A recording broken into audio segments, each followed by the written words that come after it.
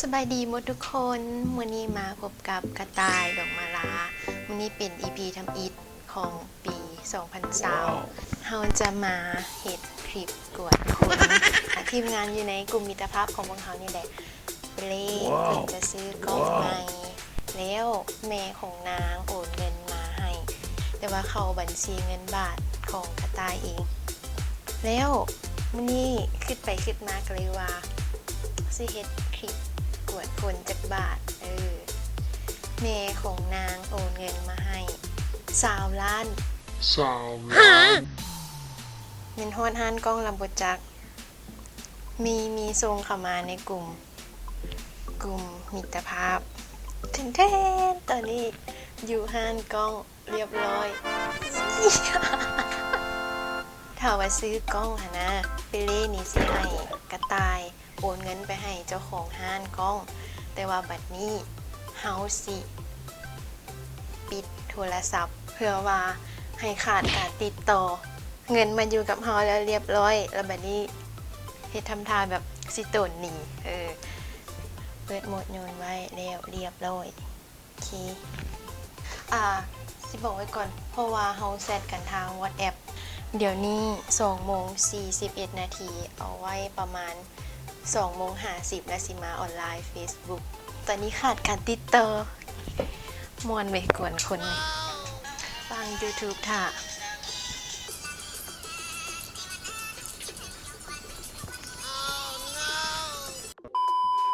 2:50 นาทีเรียบร้อยเอาสิมา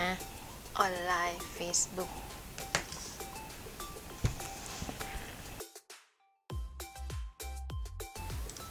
กระต่ายอยู่เพื่อนบอหรือว่าอยู่ไซต์ตอนนี้มาสิเพื่อเขาไปหาอยู่เพื่อนเอาเขาว่าในเครื่องมาใหม่สิไปรีวิวสีสุกส่งเสียงมาสเปครีวิวอย่างอย่าลืมติดตามเพจหรือรีวิวส่งรูปมาเห็นบอกส่งรูปมาเพิ่นจะซื้อในเมน A7 Mark 3ว้าวตอนนี้มีสายโทรข่าวจากสีสุกข้าเจ้าอยู่นำกันกับเปเล่มี 3-4 คนอยู่หันหับหรือบ่หับตอนนี้เปลี่ยนใจละสิปิดเฟซบุ๊กแล้วฟังเพลงปิดไปจาก5 นาที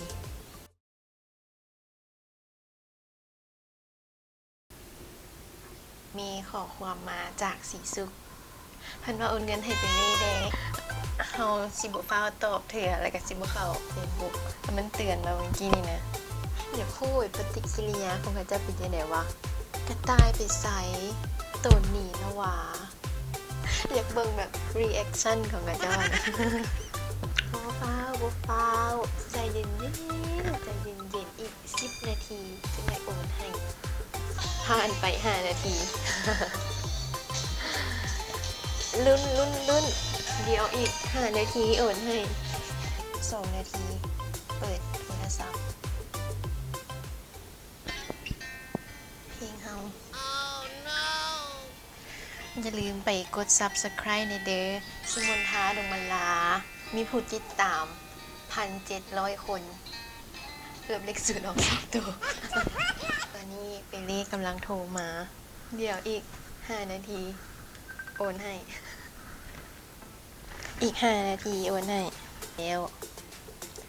พ่อตอบเดี๋ยวนี้พ่อค่อยหาเจ้าผู้เดียวเปิดเน็ตก่อนเด้อเดี๋ยวเฮาวิดีโอคอลหา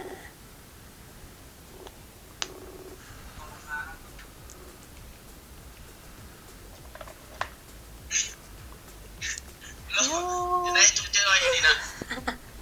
ดอกฮักไม่ได้ออกเลยนะ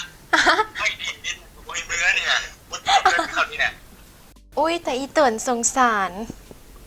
พนิดกันเด้อเดี๋ยวโอนให้ก็รอดผ่านเจ้าเลยนะเดี๋ยวโอนแป๊บหนึ่งตอนนี้โอนเป็นที่เรียบร้อยแล้วเบิ่งมิสคอลมาเอาเนาะตอนนี้เฮากะโอนเป็นที่เรียบร้อยหลังจากที่ว่าเฮาปิดการติดต่อไปเกือบครึ่งชั่วโมง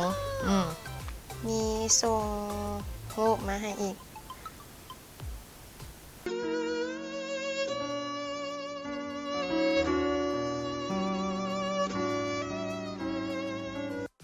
าติดตามตอนต่อไป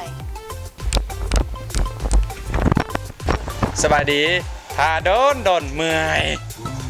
เอาทาโดนเมื่อยมันยังวะข่าวสาร ด้วยซูนี่โอ้ my god เจะคล้าของมันเทงมันสิบไหวยังได้เลยอันนี้คือเครื่อง กระเป๋ากระเป๋าก ระเป๋าซื้อมาจากห้าง แกนเมด ฮะ แกนเมด อันนี้เขาเอา